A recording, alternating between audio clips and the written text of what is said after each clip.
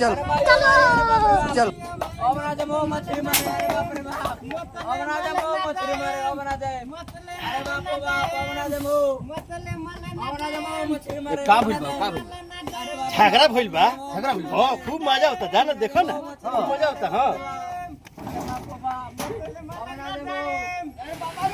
अरे साला ये क्या कर रहे हैं देखो तो।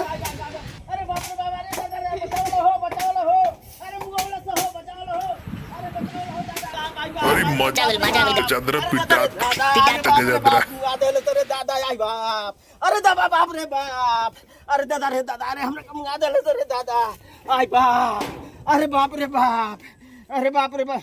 भाई मजा ही लानू तेरा माई मजा ही तेरा माई अरे बाप रे बाप अरे माई अरे बाप रे अरे बाप रे अरे माई अरे बाप रे अरे माता चुप नहीं हमरा मार दिया तेरा अरे बाप बोल तोरा मत काहे दिखले हमरा के भेजोले रे मार मार चुनरा के और मार चुनरा के झगड़ा हम देखो तारा भाई के तने भेजोले तेरा भाई के बोल